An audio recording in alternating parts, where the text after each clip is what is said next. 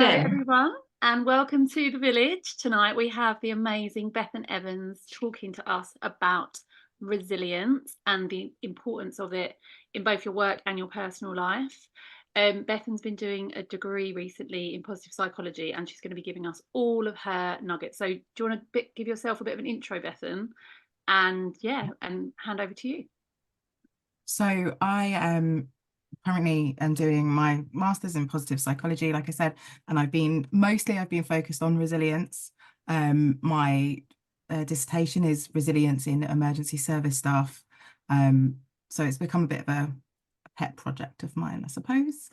Yeah, I've got young children as well, and although while I was studying, I put a bit of a pause on my own business ventures while I was doing it.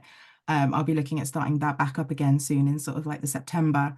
And as you heard from Sarah earlier, I've also been doing some coaching that I've done pretty much most things, transition between businesses.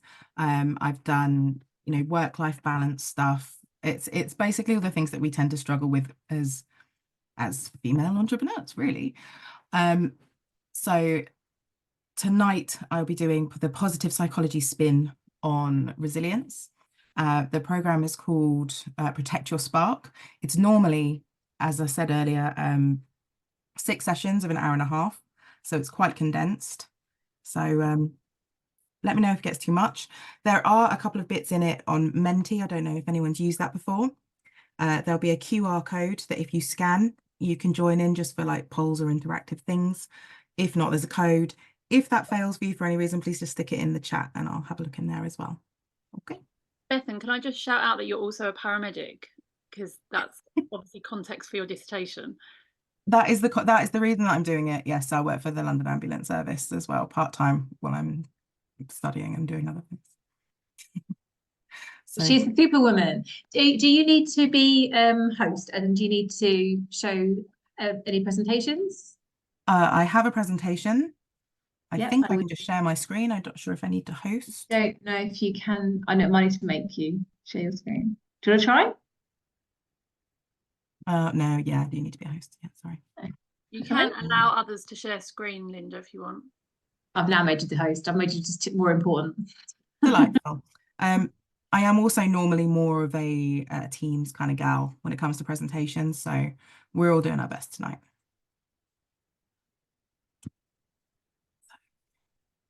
Screen. Are we up and running? We're up and running. Delightful. Okay. So, yeah, as I've already said, this is Protect Your Spark. Positive psychology is the study of human well-being. So if you think of traditional psychology, that tends to be taking people who are at a sort of a -5 level up to a 0, whereas the positive psychology is all of the things looking at people who are already at 0. They don't have any significant mental health problems, but are not necessarily thriving to the level that they want to be. And I think personally, everyone can deal with this because none of us are at 100% good all the time. We all have ups and downs.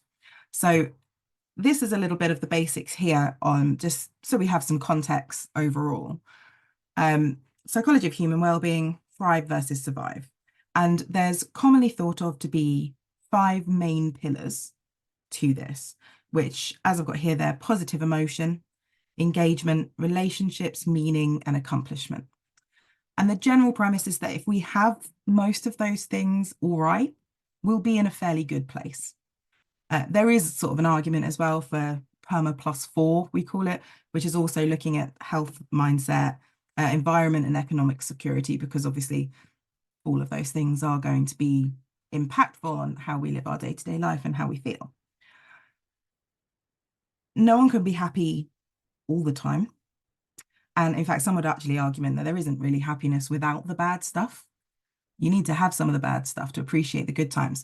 But resilience is about how we get through the bad stuff relatively unscathed and get to go back to the good stuff. So here's our first Menti.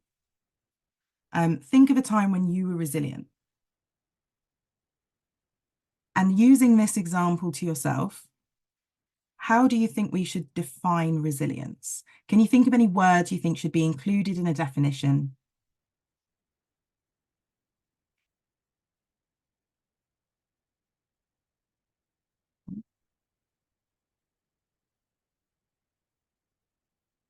Has everyone managed to get it up? All good for me so far.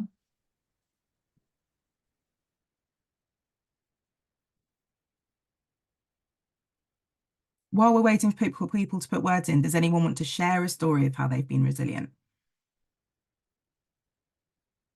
It can be anything at all. It doesn't have to be big, life-changing, horrible events. My story of resilience today is getting through doing a food shop whilst hungry with an angry toddler who needed a wee.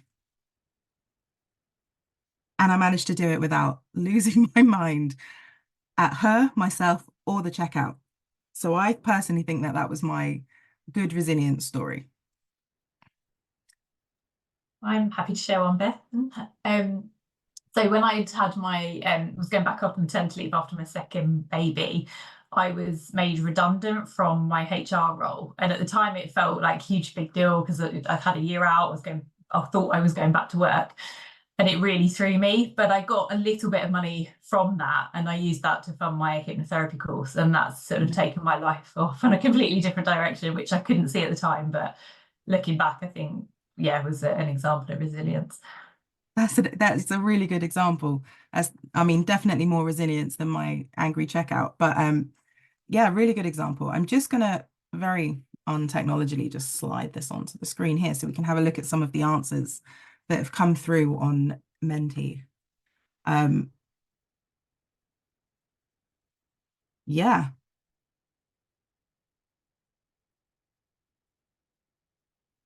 So some of these are bang on the mark. So bounce back. I love bounce back because, as we'll go into later, resilience has several sort of facets to it.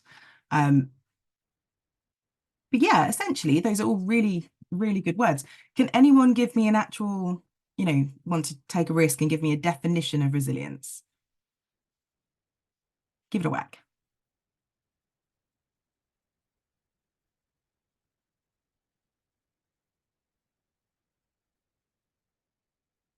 I don't mind trying, Bethan. Oh, do you want us to talk or do you want us to type? Sorry, I was like, how do you want us to do this? Oh, yeah, just at any point, if I answer questions, just unmute and shout at me. I'll shout. I love that you've just hidden what you just had on the screen because I was like, I just use that. Yeah, I think it is resilience is like the ability to kind of go through something and maybe grow through it and bounce back and be kind of stronger and a new person afterwards, maybe. You know what? That was bloody good, Jen. Yeah. Thanks. So it's almost a little bit of a trick question because if you look at actual definitions of it, if you look through academic papers, there's sort of over 100 different definitions of resilience, but most of them all go down to the same thing, and it is the ability to withstand and recover from adversity. So yeah, Jen, pretty spot on actually. The three areas that I mentioned earlier, you can break it down into, is you've got resistance, recovery, and reconfiguration. So resistance is getting through the bad stuff. Recovery is going back to good after the bad stuff. And reconfiguration is this concept that we're not going to really talk about much this evening, but it's quite interesting to go into, of post-traumatic growth, it's called. So it's like the opposite of post-traumatic stress, and it's basically how you reconfigure yourself and adapt to what's happened to you to move forward in a positive way. It's really important also to note that resilience is not something we are. Resilience is something we do. No one is born resilient or not resilient. It's not considered to be an inherent personality trait. It's more of a state and something that you can develop and change yourself. Yeah, so these things on the screen here are how it affects us to be resilient. So resilient people are more likely to perceive challenges and setbacks as manageable. generally have greater emotional stability and experience more positive emotions and happiness, have a greater ability to cope with stress and day-to-day hassles as well, greater vitality, energy for life. Any of us who are parents would greatly appreciate that, I'm sure. Curious, open to new experiences, more optimistic, and tend to be good at helping other people feel good too, which is really important skill for building close relationships. And all of these, you know, I mentioned PERMA earlier with the positive emotions, accomplishment, relationships, they all tie back into that feeling of well-being that we have. So resilience is part of something called psychological capital, which is essentially the currency that we have to manage adversity, hero currency. So we've got hope, efficacy, resilience, and optimism. Obviously, tonight we're going to be mostly talking about resilience, but the other three factors all kind of tie in together. So psychological capital is an individual's confidence and ability to overcome challenges, which is efficacy, to be optimistic about succeeding in present and future situations while persevering towards goals, which is hope, maintaining the ability to withstand and recover from adversity, resilience. And the more we build these up, the more currency we have at our disposal. I don't know what's working. I don't know what's happened to my speech tonight. Bear with me. The more we have at our disposal to deal with when things get tough. Bethan, I'm really sorry to interrupt you, but because you're the host, I think there's at least one person waiting to get into the meeting, but I'm really sorry, I can't let them in now, which was silly of me. No, that's good. Done it. I've got a message from Kerry, and I don't. Yeah. I only had one notification, so I've let the one person in. Amazing. Thank you. I didn't know there might be more than one. Perfect. I'm so sorry. Continue. No, please. Honestly, it came up behind a screen. So if that happens again, just again, give us a pro. All fine. So that's basically a bit of the background theory, just to give a little bit of context of it. Today, we're going to be looking at the ways we can build resilience in our own life.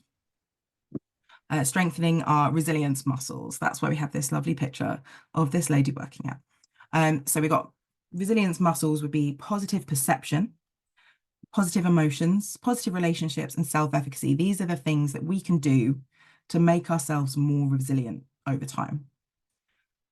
Some of these things, as well as we go through, resilience has got sort of two halves to it, in terms of it can either be you're currently in a crisis and you need to engage resilience immediately because something is going on, or it can be long term. You've got a stressful thing coming up, or you're actually in a pretty good place. You're just trying to prepare for just the general adversities that life has to offer.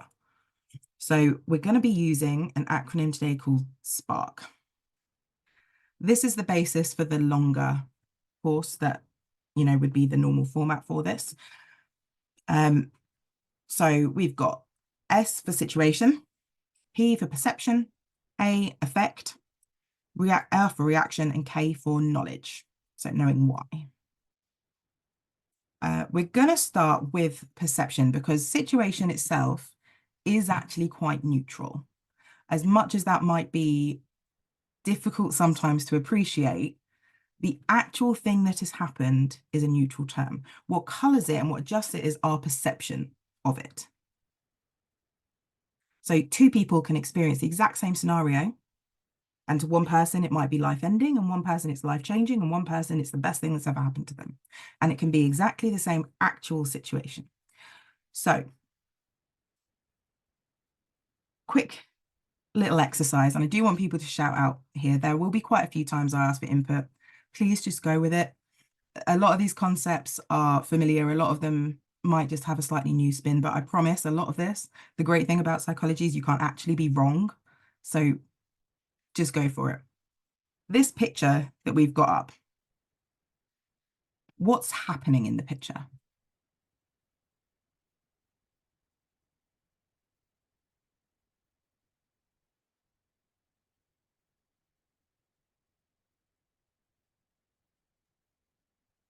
I think it looks like they're giving her advice, and he's the older.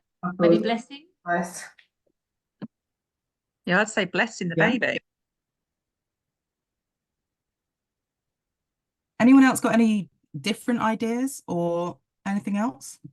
I thought my mum might be just showing the baby off. I was kind of hoping it was that.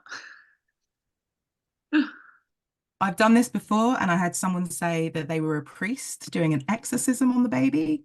I've had someone that was, this is an adoption and they're taking on a new child, and that's the adoption agency. There's been one that's the reluctant daughter-in-law introducing the baby to the parent-in-laws. So as you can, it's the exact same picture.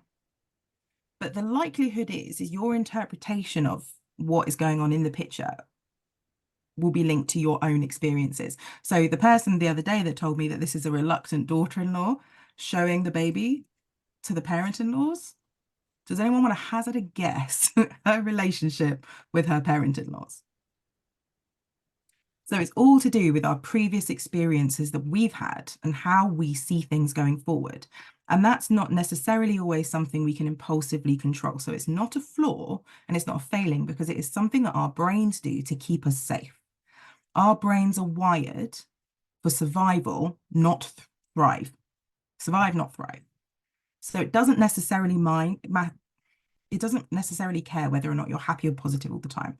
It just want to keep you safe. So it will use your previous experiences to color your current situations to make them more applicable. So the first thing that we can do basically to look at this is look at our perception of the situation. And one fun way of doing that is turning these lenses that we have that color things that we see into silly parrots. It's a bit daft, but bear with me. So we have these amazing brains, but they are so susceptible to biases due to our own experiences because of what I've just explained. So if we create these funny characters just for this purpose here, it helps us distance ourselves from the emotions that we're having with the situation. Because if you know that you are likely to be a bit more biased towards one of these funny parrots of perception, then if you're having a situation and you know that you're more likely to be, you know what, my parrot of perception is I tend to be a worrier. If you know that's likely, you're more likely to be able to intervene your own, chain of thoughts, separate yourself from a bit and get a little bit more perspective. So there's so many different lenses that we can all use, hundreds and hundreds and hundreds, but they generally fall under sort of these 5 characters where we've got these particular parrots. We've got the blamer, spends a lot of time blaming people for the situation, and that can be other people, but it can also be themselves. So it could be it's always their fault, they do this to me, my boss always does this, my children always do this, my husband always does that. But it could be, I always do this, I'm so stupid, I never get this right. There's often a lot of anger, and it is quite often directed inwards as well as outwards. The second one we got is the judge. The judge is very concerned with what is fair in life and what is right. So it can be quite uptight. And that could be, that's so unfair, it's not right, you shouldn't do this, I shouldn't do this.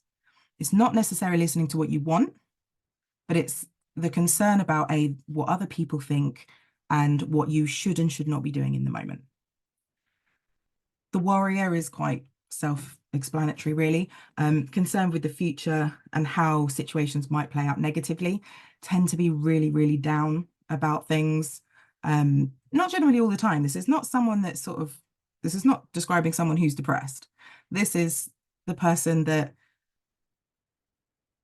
you're all going on a nice day out for a picnic and they're like, oh, I bet it's going to rain. That would be so typical, isn't it? It's absolutely going to rain. Like, there's always just a worry of that something is going to go wrong or that there's a negative perception. This is me. I'm a worrier. We've got the giver-upper, which is the person that does not believe they can positively affect the situation, generally tends to believe the situation is outside of their control and there's absolutely nothing that they can do. So that would more likely to lead towards thought processes like, I can't do it, I've never been able to do this, so I never will. It's out of my hands. There's nothing I can do. which leads to experiences such as like helplessness, more likely to disengage from things, the giver-upper. And number 5 is the whatever parrot, which doesn't really engage with anything. So sometimes a blind optimist, sometimes gives up at the first straw, feelings of disengagement, focus on the present, lack of interest in the future, that sort of thing. And that could be a self-protective mechanism.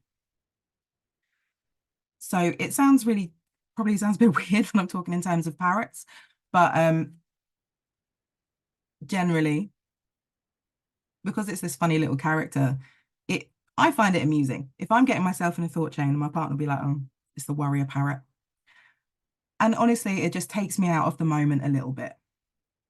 So you can make up your own parrot if you like, or you can never think about parrots again. All of this, some of this will work for some people and some of it won't. I've had some people that after this are just like, what are those parrots, Bethan? I'm absolutely having none of that. And some people who 6 months later have just been like, yeah, finally got a hold of my warrior parrot. So whatever works for you, boo.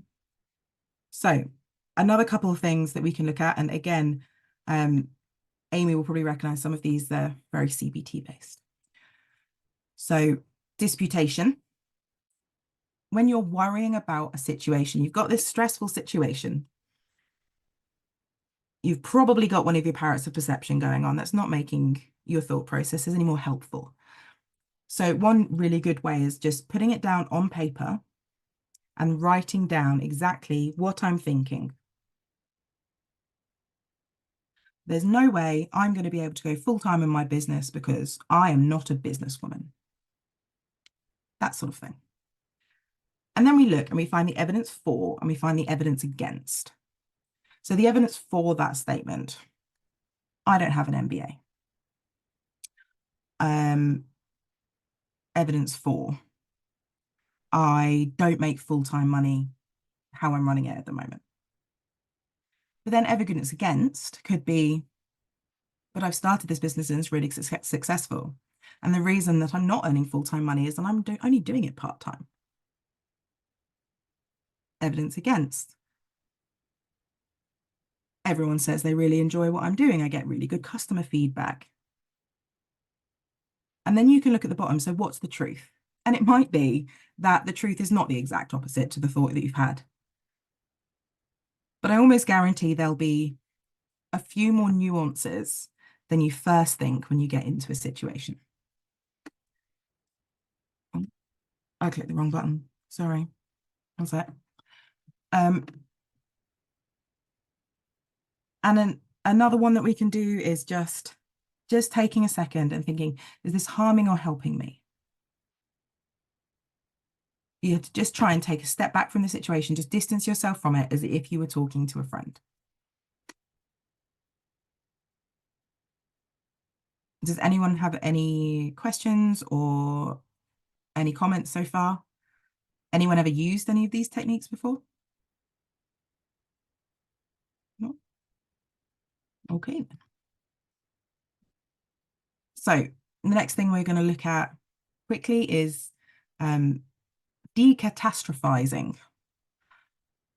I love this word, but not necessarily what it means. Catastrophizing.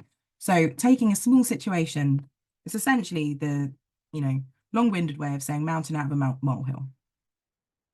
So what we're going to do with this to decatastrophize, if you know that you're the sort of person that can sometimes catastrophize and go down a little bit of a rabbit hole of negativity, we'll start with the thought. And then we go work it up to our wildest dreams, the best possible outcome that could be on this. And then we follow it down to worst case scenario. And then once we've done the absolute worst case scenario and the absolute best outcome it could possibly be, what is realistic? Now, the chances are it's not going to be the best case scenario or the worst case scenario that's realistic. But you can probably go, you know what? I'll probably get about 70% of the way up the positive one. It's not likely to go down the negative one. Or you might do it and think, actually, no, the risk is too high. That's not going to pay off for me. So if we work it up, we'll take an example. and we'll start with, can anyone think of a catastrophizing thought that they've had recently, or a problem? It could be whether or not you do one thing or something else. Do you open up a new facet to your business? Anyone got a starting point that we can just run this through with?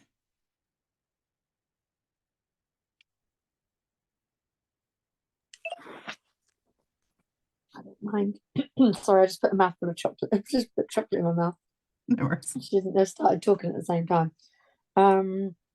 So I feel like I've been at a bit of a crossroads recently as to what to start working on next with the business, because a big goal was to take on a subcontractor and have somebody working for me, which I've done. And then it was a bit like, right, okay, where do I go next? And so I haven't really got an answer yet, but I have been doing a little bit of this in terms of like thinking what different things could I start exploring and doing, if that's kind of what you meant, Bethan. Yeah, so what's one of the options that you were thinking about that you could do for a next step? Sorry, I was just taking, so I could actually see you, because it was just on the screen. So one of the options is take on somebody else. One of the options is potentially start looking at having one venue where I run everything from. Franchising has always been something that's kind of there. But it's a big job to do. And the other is to just kind of carry on doing what I'm doing and just maintaining that now that I've got to the place that I'm at. Okay, so let's run through with franchising. Okay, so start with a thought. What would happen? Do I franchise? Is this a sensible thing for me to do? We'll work it up to our wildest dreams. So you set up a franchise scenario. What are the good things that come out of it? The business expands. I earn more money. I then my classes are spread far and wide. The reach, the amount of children, the amount of parents that would be able to access my classes and be part of shaping their children's early reading skills. It would be much bigger than working on a local scale. And if that happens, then what? We're going really unrealistic, wildest dreams, the best possible outcome.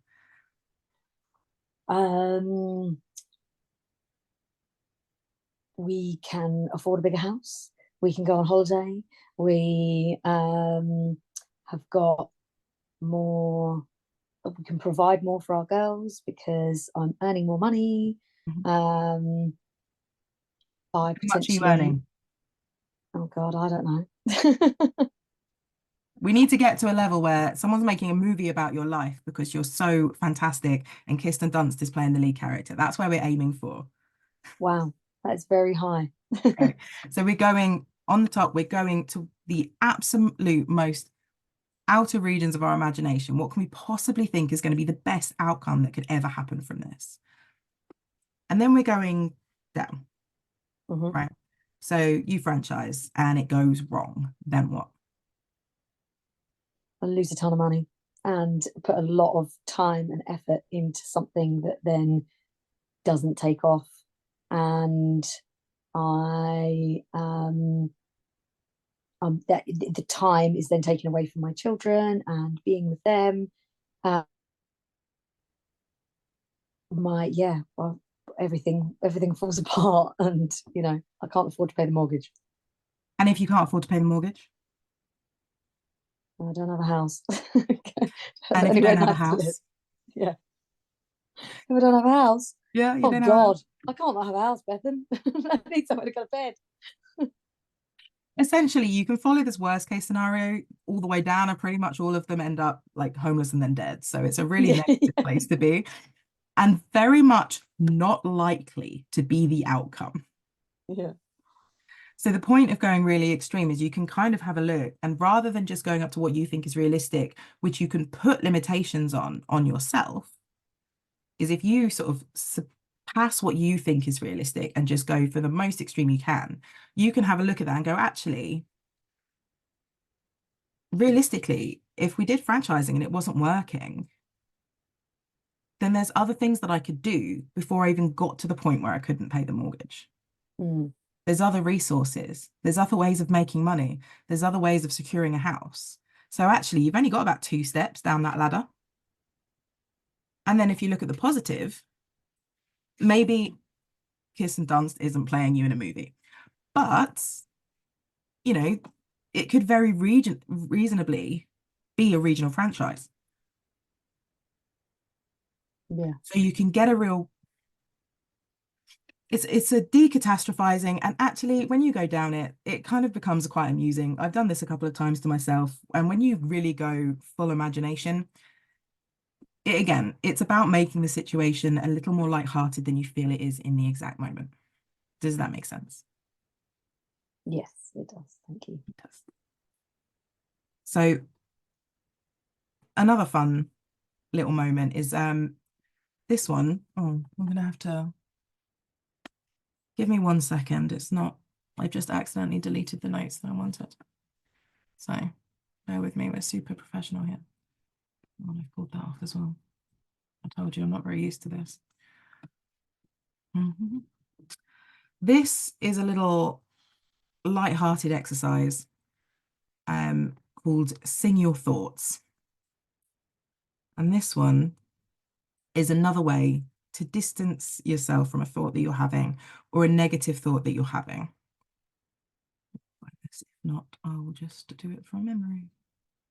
Do it from memory, that's taking too long. Right, so the way we do this is, does anyone here have a recurring, you can just wave at the screen for this one, you don't need to unmute, a recurring negative thought about themselves that always seems to crop up? It could be, I'm not smart enough to do this. Or it could be, you know, you can have personal image ones. This does not have to be business related. This could be, you know, I'm not attractive enough. This could be, I'm not very funny. This could be, oh, my voice sounds a little bit weird, or anything. I've got a weird nose. Any negative comments? Has anyone ever had one of those little pervasive thoughts that you know logically are a bit daft? You can't quite get rid of them. They make you feel quite crap. So one of the ways that we can deal with this is the Sing Your Thoughts. And this is basically taking the sting out of the sentence. So if your one was, I'm really stupid. Not a nice thing to say about yourself, but if you really believe that on some level, it could really hurt. And if you keep saying it to yourself over and over and over again, that is going to decrease the positive emotions that you experience. It is going to decrease your self-efficacy, and it will decrease your resilience, because you're less likely to put yourself out there and put yourself in new situations if you have these negative thought spirals. So I'm going to ask you all to do this with me. If you've got a comment, is just take a minute, and we're going to do this. You can do it out loud if you're on your own and you want to, or just in your head. And just say this comment to yourself. So when you're saying it, we're going to do it 3 or 4 times. Really listen to it and really feel how it makes you feel when you're saying it to yourself. So if I'm going, I'm really stupid, how does it make you feel? Like in your body, in your head? Does it make you kind of close up on yourself? Does anything like that? Just think to yourself, just really focus on how it makes you feel inside.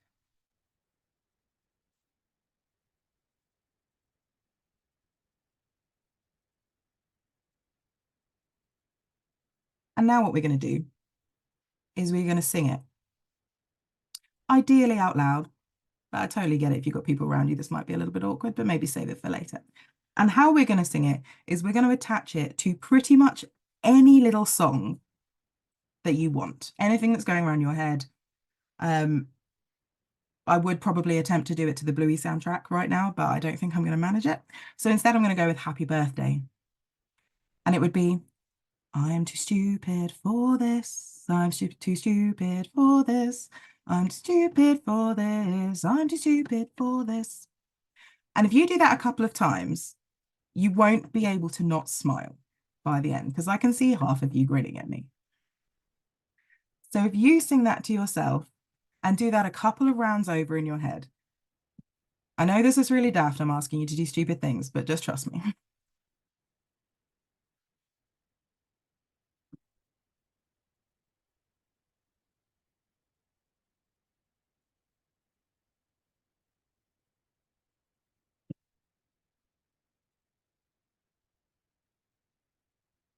And now, once we've done that, if we say it to ourselves again in a normal voice, like the same way we did the first time, does it have quite the same sting? Now, it probably won't have got rid of all of the meaning completely. That's not going to happen. But if we can just take the edge off so that next time you think it, you start singing Happy Birthday to yourself. If you do this a couple of times and it's something that's really pervasive for you, it will take longer to get rid of. But if you're just in the moment and you're saying negative things about yourself, it's a good technique to remove the sting from the situation. Did anyone feel like it did remove the sting, or am I talking waffle? Okay, good. So we're now going to move on to A. We've got affect regulation. So the affect the situation, we're all looking at this in terms of a situation here. So this one specific situation, going on to the effect, how it is affecting our emotions, our behaviors, our thoughts, and basically how we're going through the day. Now, can we ignore emotions when it comes to decision making?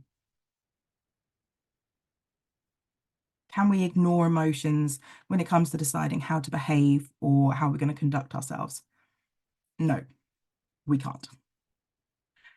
It's part of the human condition, but also research shows that it's actually pretty important, and we need emotions to make rational decisions.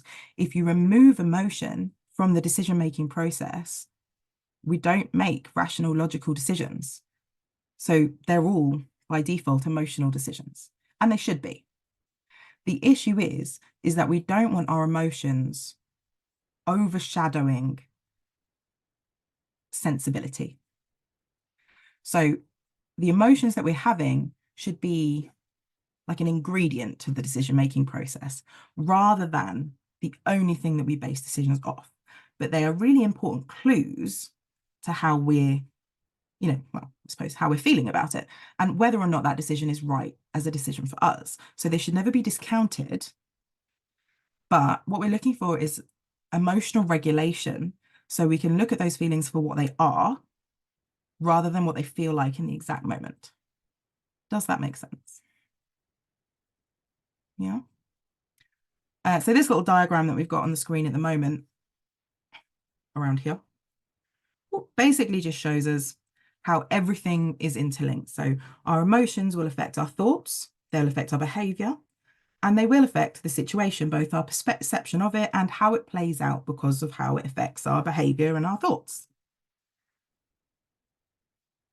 So there's definitely, there's so many more ways that we can look at how we regulate our emotions than what is in this PowerPoint, but it's already 8:30, so we'll just stick to a few. So we got affect labeling, disclosure, mindfulness flow, and self-care. And I'm just going to go a little bit into each of these.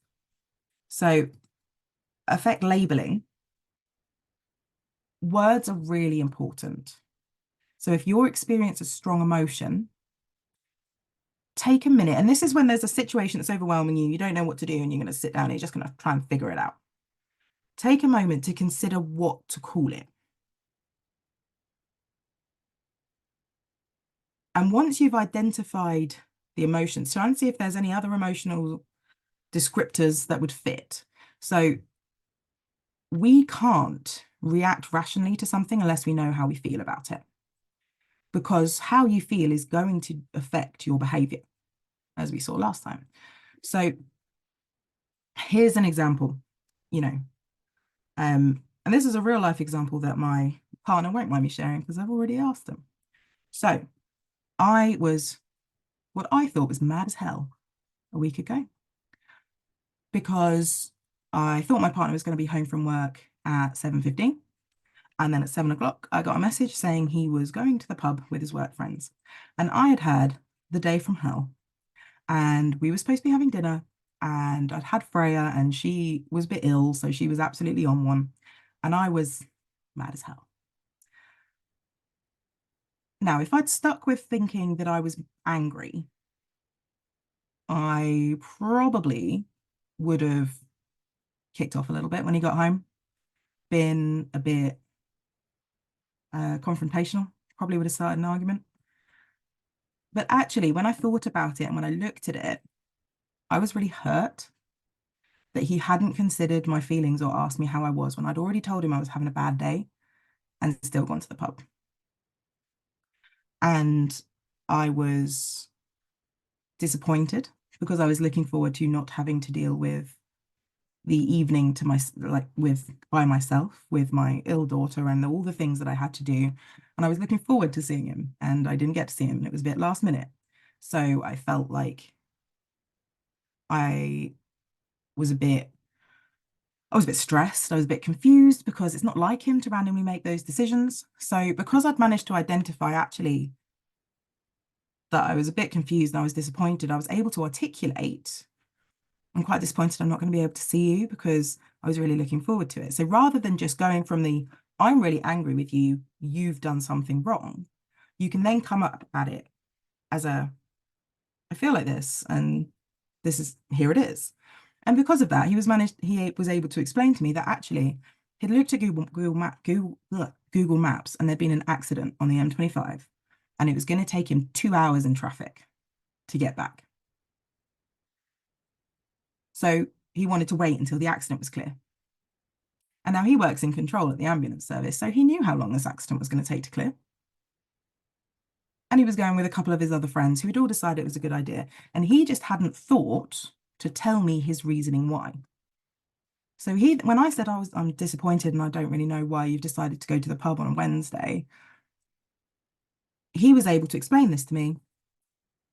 And then we resolved it with no one being angry at the other person. So we got over it a lot quicker. And there are lots of situations where that would be applicable, whether it's an argument with a friend, whether it's confrontation with a business partner, whether or not it's a client being difficult. If you can whittle it down to actually what you're feeling rather than just the main categories that we've got here. So, happy, embarrassed, hurt, anxious, sad, angry, something a bit more refined, you can probably adapt how you're going to be behaving because of that emotion.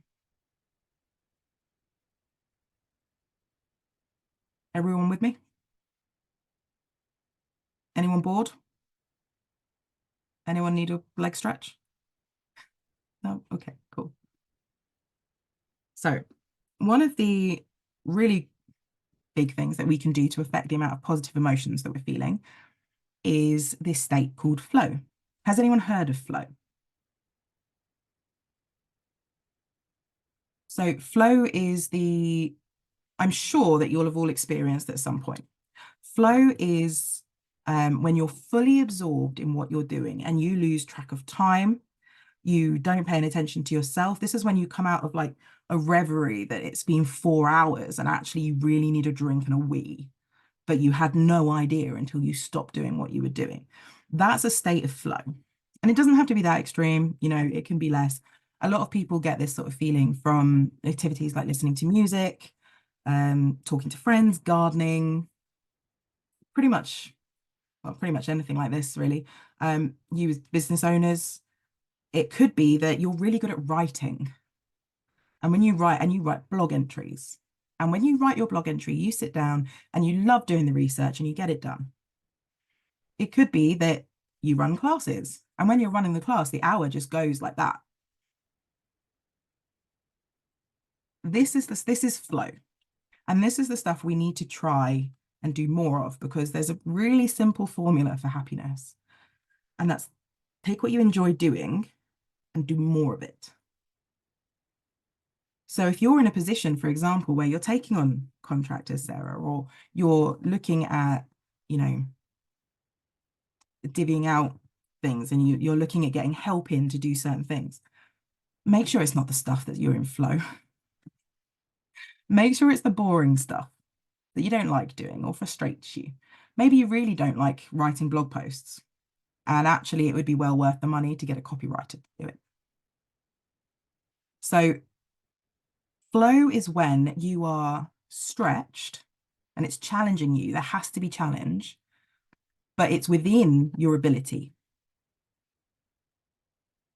Because as we can see here, ability. So if it's not very challenging and you're more than able to do it, you'll probably feel quite relaxed doing it. If it's too easy, it's not stretching you, and it's way within your comfort zone, you'll be bored.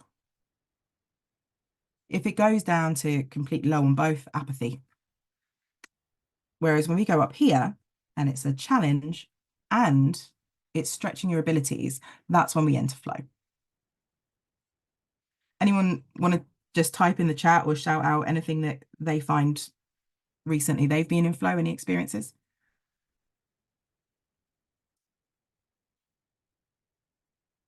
No. Is it too late?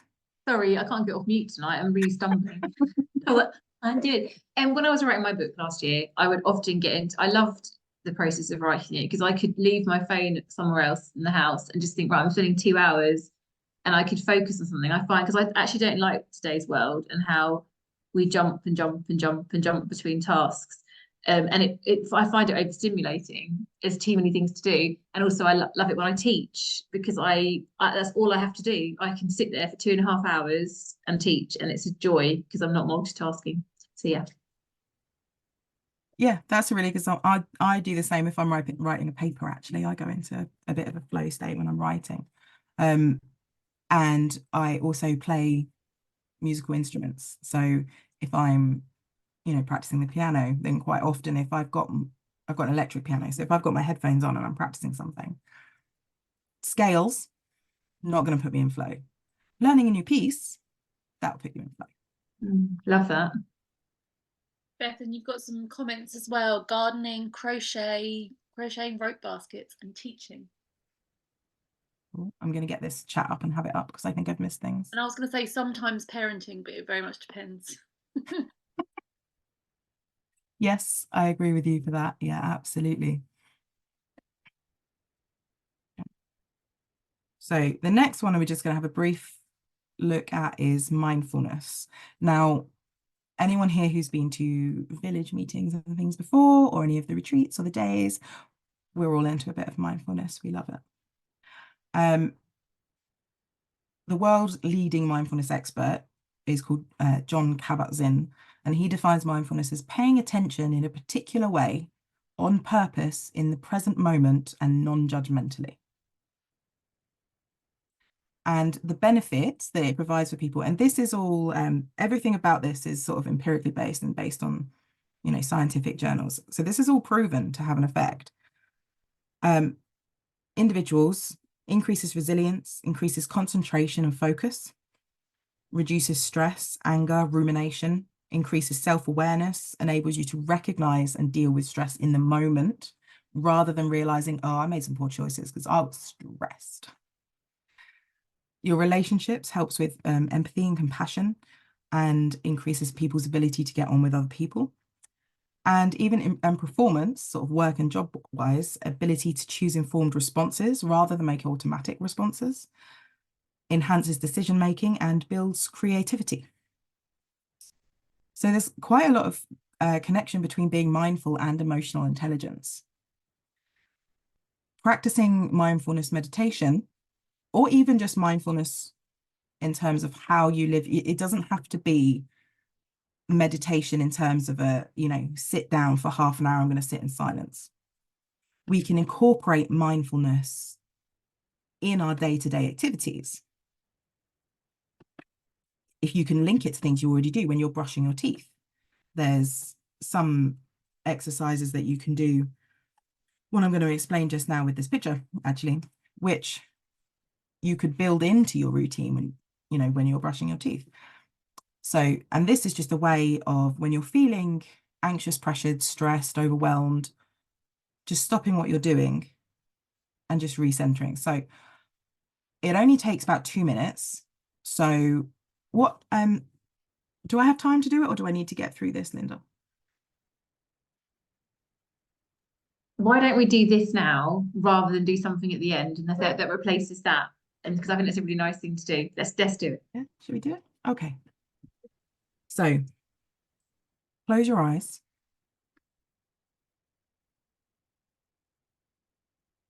And bring awareness to your breathing and focus all of your attention on your inhaled and exhaled breath. Listen to the sound of the breath as it enters your nose and travels through your airways for 5 breaths. 1, 2, 3, 4, 5. Feel the sensation of the rising and fallings of the chest or the rib cage on the in-breath and the out-breath. Smell any aroma or any scent that might be in your environment for another 5 breaths.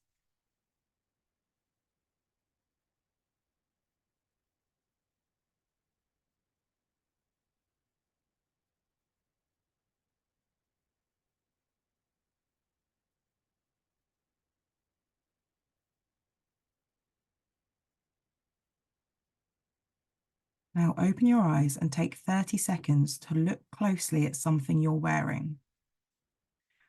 Focus all of your attention on one tiny detail, such as the stitching of a pocket or a buttonhole, or a piece of jewelry or shoelaces. Look out the detail with your eyes, really look and search out every tiny little thing about it you can think of. Notice the pattern, the texture, the colour. Continue to breathe normally. When you start to feel calm and centered, continue with what you are doing.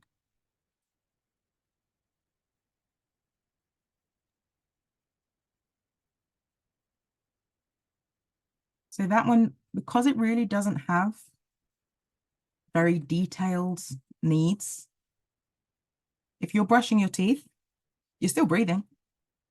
You can give that a go, or if you're having a coffee in the morning. So it's just adding little moments like that, little 2-minute breaks into your day, can be just as effective as sitting and meditating for half an hour. And for a lot of us, it's not actually realistic to, on top of everything we've got to do, include a very structured meditation process. My brain died of word then, but you know what I mean. So these small little micro breaks will really help just keep on top of everything that you're feeling over the course of the day. So self-care. This is another quite a big topic. So I'm just going to do a super speedy run through. I'm not talking self-care here as in like a bath and a glass of bubbly, as much as that is great and has a part to play for sure. I'm talking more about the way we live life generally and how we give ourselves the best shot at dealing with stressful situations. So physical, this is, exercise based. And again, I'm not lecturing at anybody, just some fun facts. So researchers have found that regular exercisers are 25% less likely to develop depression and anxiety within 5 years. Moderate activity, which is 3 lots of 30 minutes, and not, intense exercise. We're talking walking level exercise is as effective as taking antidepressants for people who are depressed. Bethan, is that 3 times 30 minutes in a day? Is that what No, that in a means? week. That's in a In a week. week. In a week. Oh my Three goodness. 30-minute sessions is as effective as taking antidepressants. Wow. I think that's mad. It improves the quality of it improves the quality of our sleep and cognitive function. Even short bursts of energy of exercise can improve mental alertness and cognitive function as well. So, you know, you've got a really boring meeting you've got to go to, or you've got to do something like, you know, it's coming up to the end of the tax year, we've got expenses to do. You find your concentration waning, standing up and doing a 2 or 3 minute dance break, stick on your favorite song, having a dance, even just walking up and down the stairs a couple of times. You've got to go to a really boring meeting on the 5th floor, taking the stairs rather than taking the lift.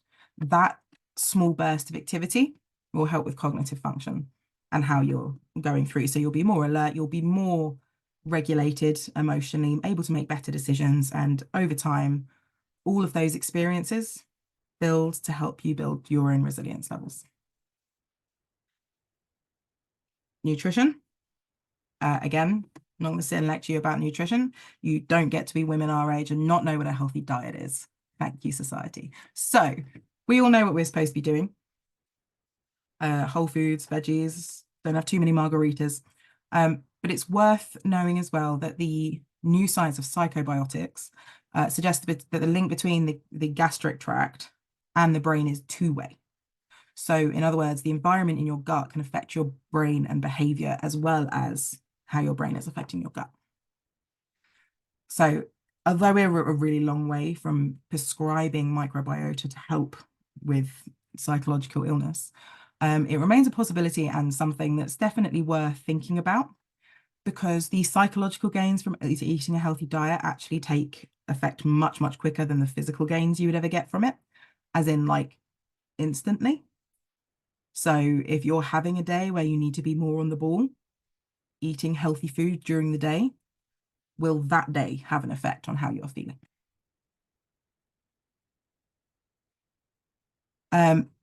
Additionally, going on to mindful eating.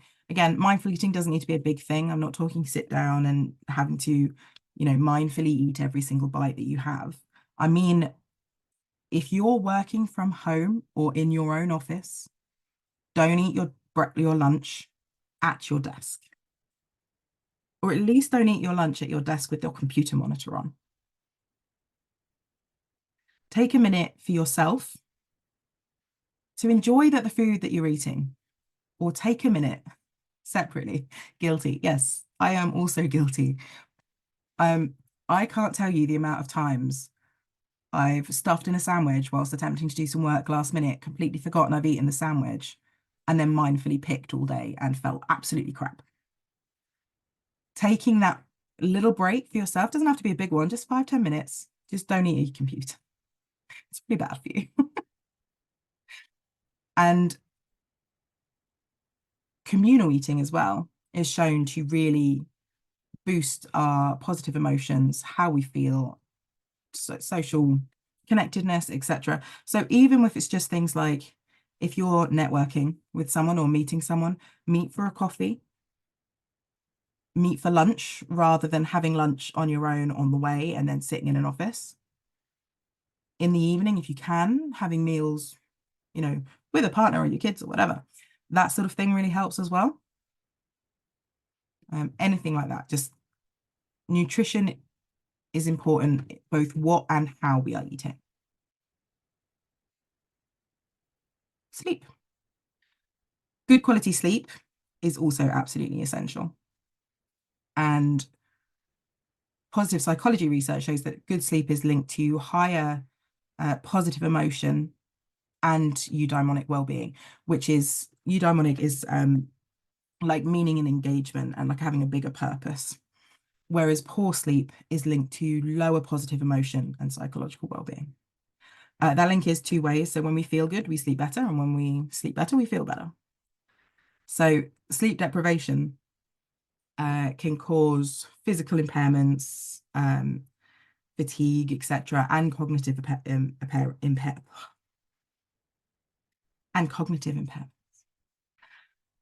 And over the longer term can lead to poorer health. It impedes our ability to handle stress, maintain healthy immune systems, and keep control of our emotion. A few of the heavier hitting facts that include long-term sleep deprivation, which is considered to be 6 hours a night rather than 8 hours, increases blood sugar levels, in some cases to pre-diabetic levels over a long period of time, increases the risk of heart disease and stroke, and also things like cancer. It can increase the risk of cancer. Great. In fact, they are so related, sleep and physical health, that if we look at countries that have daylight saving times, the day after we lose an hour's sleep, the rate of cardiovascular accidents, heart attacks, that sort of thing, goes up. And on the other side is the day when we get an hour extra sleep, they go down to below the average. And that's just an hour. And that is replicable. That is all over the world. That happens any country that has a daylight saving time. So yeah, so Lucy knows all about this. So I'm preaching to the choir a little bit there, I'm sure. So breaks are really important, because if we don't take breaks during the day, we end up with that tired feeling at the end of the day. We're super wired because you've been looking at your screen all day, you've been really focused, and coming down from that is really hard. So your sleep will go down. So taking breaks through the course of the day so we don't get to that level of overwhelmed will mean we sleep better in the evenings. So it might feel counterintuitive to take a break when you're working through the day, when you're being productive. But actually, for the sake of your sleep and your well-being that evening, it can be quite important. Same as if you're not actually being that productive and you're just sort of like mindlessly staring at a computer or whatever it happens to be that you're working on. Taking a break to go and do something like just going outside and getting some physical daylight on your face, or drinking a coffee away from your computer or whatever it happens to be, will also be really effective, because this is all really important for us as, entrepreneurs, self-employed, etc., whatever the label is that you use, because the temptation can be to overwork. Female entrepreneurs are absolutely notorious for not having greatly defined work-life balance boundaries. And, answering WhatsApp messages or emails on a Saturday when you don't work Saturdays, all that sort of thing. But if you don't leave yourself time to mentally, physically unwind from the day and then from the week, whatever setup it happens to be that you have, you run the risk of burnout.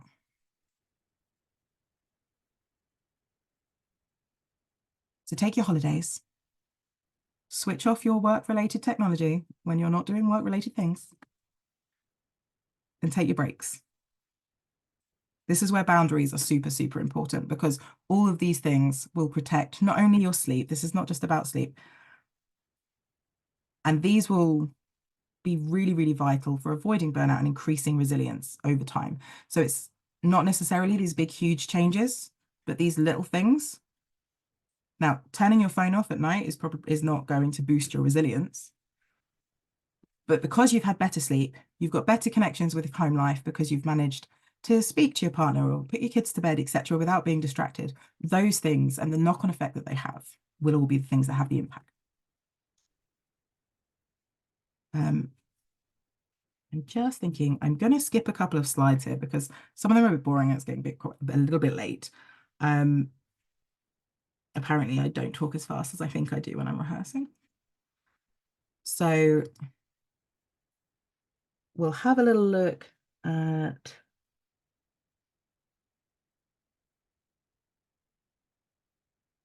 this one. Okay, so moving on to knowledge.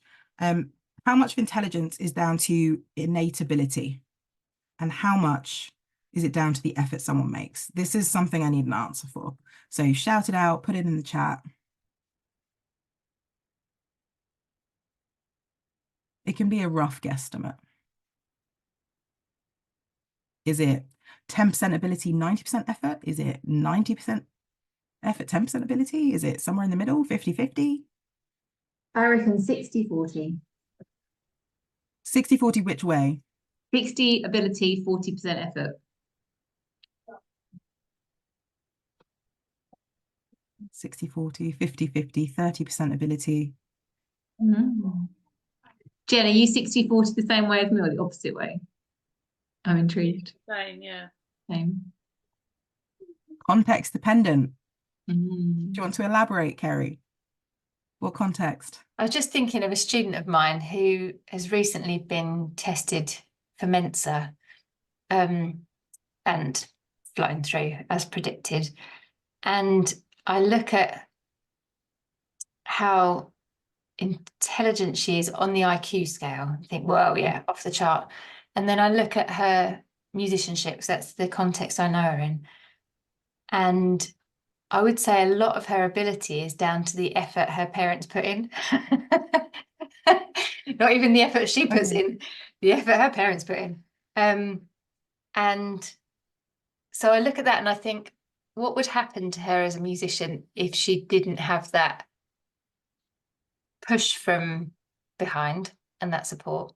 So how much is then innate? And how far do I see some of mine come who haven't got that IQ, but put all the effort in because they love it and can't wait? So yeah, it's a tricky one. So this is another slightly trick question, in that, as Kerry has just very rightfully pointed out, it is extremely context dependent. However, the answer that you gave will very much show us what your mindset tends to be. So if you have a generally, or your fixed, this is fixed versus growth mindset, guys. And you can have a fixed mindset for one thing, but a growth mindset for another, but you'll have a kind of an overarching. If you guessed that it took more ability than effort, then that's indicative of a fixed mindset. If you guessed and you said it was more effort to ability, you generally have more of a growth mindset. Now, that is not pervasive. It can be changed and is probably dependent on what area. You might think that your ability to write is very much fixed. I'm not a very good writer. It's not going to happen. But your ability to get better at running your classes or getting more clients or networking is easy to improve. I've had clients who, you know, a lot of the time they've got a good growth mindset when it comes to their ability to learn new things, their ability to do new tasks, but their ability to lose weight, get fitter, etc., will be very fixed. So it can definitely depend what we're looking at. So a fixed mindset is the belief that you cannot change. And a growth mindset is the belief that ability can develop with concentration, motivation, and application. So it impacts the kind of goals we pursue, our responses to failure, whether we persevere, etc. So it's very, very linked to resilience. But what's important to do is to look at recognizing when we're having a fixed mindset moment. And going back to look at, is it that I cannot change? Or is it that I haven't yet?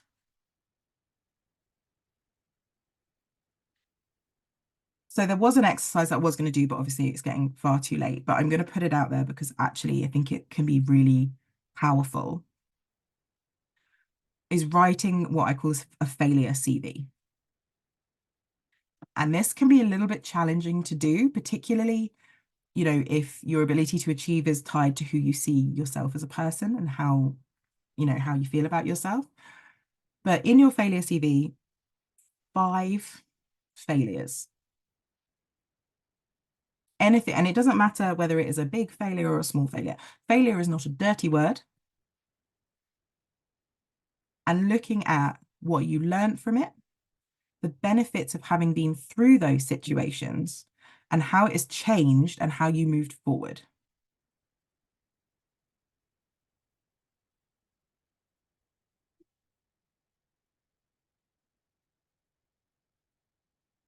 The difference is if you've got a growth mindset, failing and underperforming is disappointing, but it's not derailing. If you allow the fixed mindset to take over, that's when it becomes derailing, and a launch of a book or of a new class or a new service doesn't go well. Fixed mindset, that's it. I'm never going to launch a new book again. I'm never going to launch a new class again. Growth mindset, okay, that was disappointing. I'm still good at what I do, but that didn't work. How do we look at it? So you can see why having a growth mindset would be extremely beneficial, particularly from a business perspective.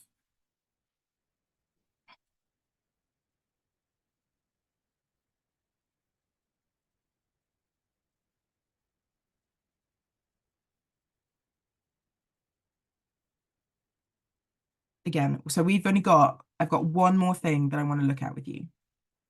And then that is it, okay? So burnout. Anytime the demands on your life exceed your resources, you are at risk of burnout.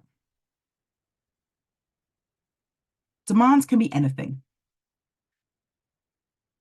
They can be time, I've got to spend time with this. I've got to spend time with my child. I've got to do all these expenses. I've got to sit and do this. I've got to physically do this class. I've got to keep the house tidy. And your resources is anything that allows you to do these things. So energy, time, financial, psychological, emotional. Your friend needs support. That's a demand. If you need to have the emotional capacity to be able to provide that support. And these demands, they don't have to be negative things. Your child is a demand. Your business is a demand. It does not mean you don't want to do those things, but they take your resources. You're choosing to allocate them and you want to, but they do need resources in the end of the day. So, physical demands could be lack of sleep from a child, while also then having to get up and run a whole day of classes or see 3 new clients. What demands can anyone think of demands they've had today? Again, shout them out or stick them in a box. Child off school with a temperature. Yeah, that's a big one. Child off school with the sickness bug. Oh my goodness, they're all off sick. Yep. Anyone else? Anything business related? Anything other? Baby teething? Yeah. Yep, teething baby.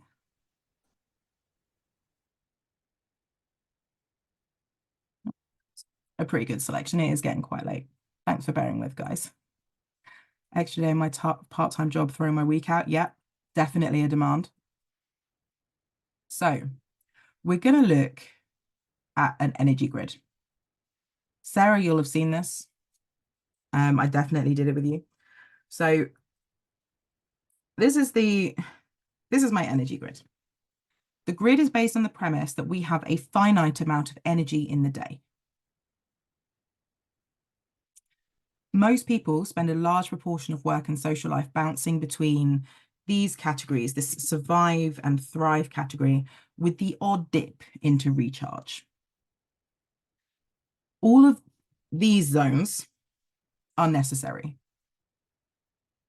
because the high energy zones, the survival zone here is often where motivational change happens. The thrive zone sort of tickles the reward centers in our brain, and the recharge zone is where we recharge. So if anyone's still got Menti up, if we go back onto that one,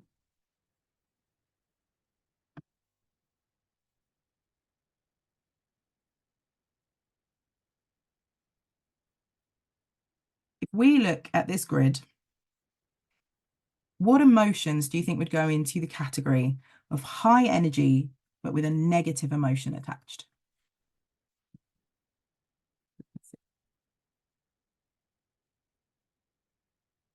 Anger, absolutely.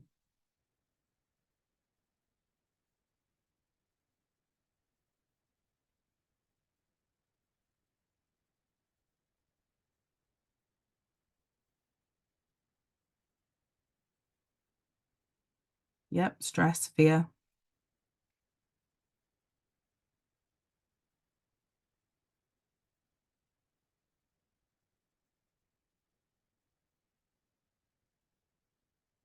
Go with rage, panicked, all of these things. Yeah. Yep. Yeah, definitely. So these would all go into this sort of zone here. And then the next zone, we'll just have a quick little brainstorm. Thrive zone. What emotions come under the category of high energy with a positive emotion?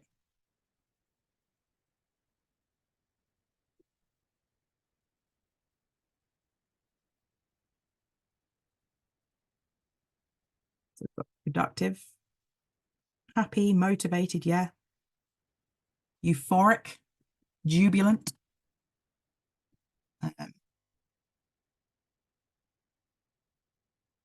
Proud, yeah. Enthusiastic, yeah. All of those things. We're moving on quite quickly just because I'm very conscious of the time.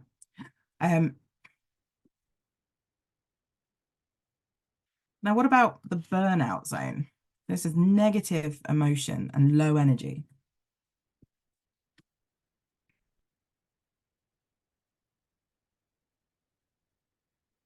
Exhaustion. Yeah, absolutely. Yeah, exhausted, deflated. Yeah. Depressed, low, apathetic, low energy, overwhelm. Yeah. Yeah, definitely. Not a fun place to be. This is not the one we want to end up in. So the last one, we've got recharge zone. Positive emotion and low energy. I'm not sure why overwhelm has gone across, but it's not telling me it's a result. So Zen, yeah. And you know what? Yes, Jen, a lot of people find the burnout one easiest to answer because it's a really relatable feeling. Content, zen, calm, relaxed. Yeah. Yeah. So all of these things are really important for us. So we still have those positive emotions, but it's not taking us energy to get them. So we can recharge our batteries. So, where's it gone? Here you go. This is just some examples that I had up. So I don't know why overwhelm is still on the screen. Can anyone else see that? Or is that just me? Oh, I don't know why that's there. It's not my thing. Never mind. Doesn't matter. So again, if we had more time, we'd do this together, but we don't. Looking at each of those quadrants, what puts you in those quadrants? These won't be the same for everyone, so I haven't got an example. Because some people, a spin class would put them in thrive. For me, I would absolutely be in survival and full of rage. So it really depends on you, who you are, what you find relaxing. Even, I'm going to say it, my controversial one, yoga irritates me. I'm not very good at it. I don't enjoy doing it. A lot of people find it very relaxing. There's a lot of studies that show it's really good for gratitude and well-being. Stresses me out. So it wouldn't be in my recharge category. So all of these things will be very different for each person. But again, you feel these emotions when you do this activity. But when you do these activities, you'll trigger these emotions. So if you're finding in your day that you are bouncing between survive and thrive all day, you run the risk of dropping down into this burnout zone, because when you lose energy, you'll just crash. And we don't tend to crash into recharge. You don't have a day full of rage, frustration, with the odd happy moment going back into completely irritable. You don't tend to crash into a reflective, mellow evening. So you need to be careful that it's not going to crash. And like energy levels, I'm not talking because you haven't eaten or you haven't slept or anyone with chronic illnesses, that sort of thing. I'm talking sort of more like mental, psychological energy rather than physical. So if you know that being outside in the garden is very peaceful for you, but you also know that tomorrow it's going to be the day when the kids always mess up on the school run and you've got to rush back because you've got an early thing to do. And then you've got a meeting and then this is going to happen and you've got all of these things planning in advance, small breaks, these micro breaks, micro mindfulness moments, just going outside for a little bit. All of these things are going to help you regulate your emotions, which all ties back into the positive emotions feeding into resilience. And you can be mindful of, now I've thought about it, actually every time I take Freya food shopping, I end up rageful. Maybe I won't. I'm always optimistic it's going to go better, and it never does. So you can avoid these boundaries and you can avoid these things, or if you know you've got to do it, not scheduling it on the same day as you've got a really important business meeting or you're meeting someone from the bank, probably a good idea. So you'll be glad to know that that is the end. It went on longer than I thought it was going to. I waffle, and I'm sorry about that. Does anyone have any questions? That was amazing. Thank you. I haven't got a question, but if anyone has, please do. I'm going to stop my screen share here so I can go back in. No questions from me, but lots and lots of food for thought. I like the visuals all the way through. It made it really visual. It was brilliant. Thank you, Bethan. That last chart really resonated. I just felt like slipping into burnout is definitely a thing, and the whole Zen time does not happen and needs to happen. Yeah, it's why I rushed a little bit at the end, because I was really keen to get that in, just because it is so beneficial for so many people. That's one of the ones that I've actually not spoken to anyone who's been like, well, that's a load of rubbish. That's the one that everyone likes. Yeah. Absolutely. You got a few. I know it was a lot. Thank you for bearing with. You guys have been really great. Thanks for engaging. So I wasn't talking to myself as well. That was also really lovely. You have any questions? Oh, sorry. So you've got a few comments coming in. Bye-bye. Okay. I think mainly just saying thanks. Yeah. Yeah, lovely. You're all welcome. If you do find that you've got any questions or anything comes up, or you're reviewing something and you're like, actually, no, that doesn't make sense, please feel free to send me a message. Bethan, do you want to plug your new business where we can contact you? Because, yeah, don't think we've done that yet. Yes, but I can't actually remember the Instagram handle that I chose. So rather than messing you around, what I will do is I've got a couple of resources which are pages that have got some of these exercises on, and a chart that I've also done for your social connections and how to redistribute time that you spend with people that's going to bigger impact how you feel about life. And so what I'll do is I'll send PDFs of those over to Jen and Linda, and you can stick them in the group, and I'll put a little thing with a Laura's given you your handle. Apparently you're BLE_coaching. Well, thank you, Laura. Oh, was it that one? I couldn't remember if I just put BE or BLE. Yes, that one. I love people knew that. That's wicked. And Liz had already found you as well, so fantastic. That's the one. If you have any questions, send us a message. I do coaching, mainly on a one-to-one basis at the moment. Or even just like goal setting and brainstorming sessions as half an hour sessions, that sort of thing. Anyone that's on tonight, if you want a half an hour chat about anything, just send me a message. It'll be free. Just shoot me a message with your name. I'll have a list of the people that were on the call anyway, so just shoot it over and we can do it. That's really generous, Bethan. Thank you. That's all right. I'm going to let you all go to bed or whatever you need to do next. Thank you so much, everyone, for coming. It's been really, really wonderful and very, very enlightening.